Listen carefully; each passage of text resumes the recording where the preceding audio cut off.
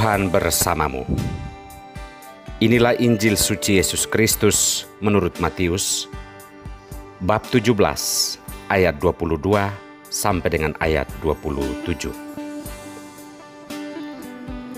Pada waktu Yesus dan murid-muridnya bersama-sama di Galilea, Ia berkata kepada mereka, "Anak manusia akan diserahkan ke dalam tangan manusia dan mereka akan membunuh Dia, dan pada hari ketiga Ia akan dibangkitkan." Maka hati murid-muridnya pun sedih sekali. Ketika Yesus dan murid-muridnya tiba di Kapernaum, datanglah pemungut bea bait Allah kepada Petrus dan berkata, "Apakah gurumu tidak membayar bea 2 dirham itu?" Jawabnya, "Memang membayar." Dan ketika Petrus masuk rumah, Yesus mendahuluinya dengan pertanyaan, "Apakah pendapatmu, Simon? Dari siapakah raja-raja dunia ini memungut bea dan pajak?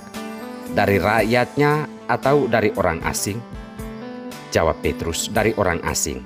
Maka kata Yesus kepadanya, "Jadi bebaslah rakyatnya. Tetapi supaya jangan kita menjadi batu sandungan bagi mereka, pergilah memancing ke danau. Dan ikan pertama yang kau pancing, tangkaplah dan bukalah mulutnya, maka engkau akan menemukan mata uang 4 dirham di dalamnya.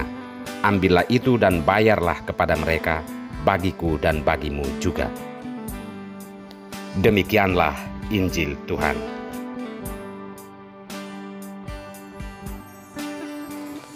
Takwa kepada Tuhan, sunat hati. Inilah sampan bersama saya, Pater Domekevi, SVD.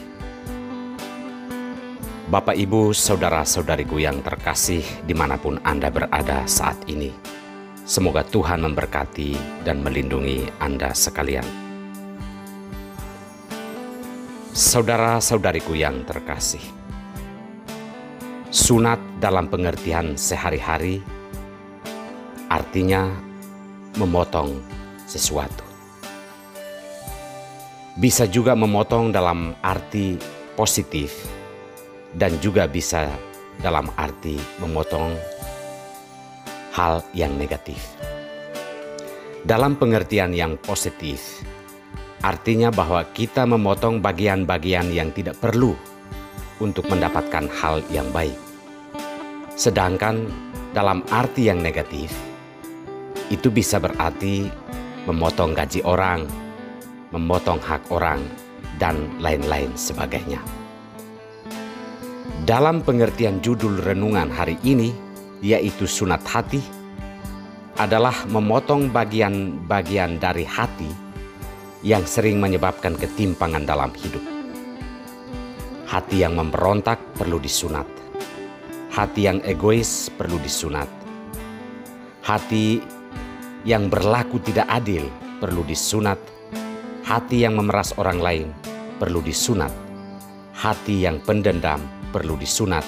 Dan berbagai hal negatif dalam hati yang perlu dipotong.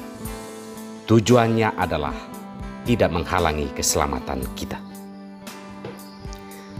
Saudara-saudariku yang terkasih, bangsa Israel diminta untuk takwa kepada Allah. Oleh karena itu mereka diminta untuk murni hanya menyembah pada Allah nenek moyang mereka yang telah mengangkat mereka menjadi bangsa istimewa dari segala bangsa di atas muka bumi ini. Dan oleh karenanya mereka perlu menyunat hati yang membangkang kepada Tuhan Allah yang esa dan berbalik menyembah dewa-dewa lain selain Tuhan Allah, Allah leluhur mereka. Sikap takwa kepada Tuhan itu konkretnya adalah tidak mencari muka dengan Tuhan atau tidak boleh menyuap Tuhan Allah. Mereka harus memperhatikan dan membela hak-hak anak yatim piatu dan menunjukkan kasih kepada orang asing dengan memberi mereka makanan dan pakaian. Intinya adalah mereka harus menunjukkan sikap takwa kepada Allah dengan tidak membebani kehidupan orang lain, tetapi mereka harus mempermudah atau membawa berkat bagi sesamanya. Hanya dengan demikian hidup mereka akan berkelimpahan dan mencapai keselamatan. Oleh karena itu, hal-hal yang menjadi penghalang dalam menunjukkan ketakwaan mereka kepada Allah tersebut haruslah disunat atau dipotong. Dalam Injil hari ini, Yesus berbicara tentang peristiwa salib yang akan dilaluinya. Apa yang mau ditekankan Yesus adalah semangat dan kerelaan untuk berkorban demi kehidupan dan keselamatan orang lain. Hal ini tentunya bukan hanya tentang peristiwa salib yang akan datang, namun sudah dimulai dalam seluruh praktek hidupnya. Yesus melihat bahwa apa yang dipraktekkan oleh bangsanya adalah sesuatu yang tidak adil dalam hal membayar pajak. Orang asinglah yang diperas, sedangkan orang-orang sebangsanya sendiri dibebaskan.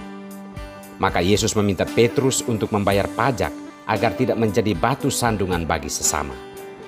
Apa yang dilakukan Yesus ini adalah ungkapan semangat pengorbanan dan semangat hidup adil. Saudara-saudariku yang terkasih, untuk mencapai keselamatan memang kita perlu memotong bagian-bagian hati kita yang terlalu bengkak dalam arti tidak adil, tidak peka, tidak berbelas kasih, tidak jujur, dan serakah dalam hidup. Keselamatan hanya akan mungkin kita alami jika bagian-bagian dari hati kita yang jahat itu dipotong. Misalkan hati yang sering menyunat upah orang lain, hati yang sering menyunat harta milik orang lain, hati yang cenderung mengambil apa yang bukan menjadi haknya. Hal-hal tersebut juga perlu dipotong jika kita memang merindukan keselamatan yang disediakan Tuhan Allah. Jika kita memang mau bertakwa kepada Tuhan, potonglah bagian-bagian dari hati kita yang cenderung kepada kejahatan dan berbagai ketidakadilan dalam hidup. Semoga Tuhan memberkati kita semua.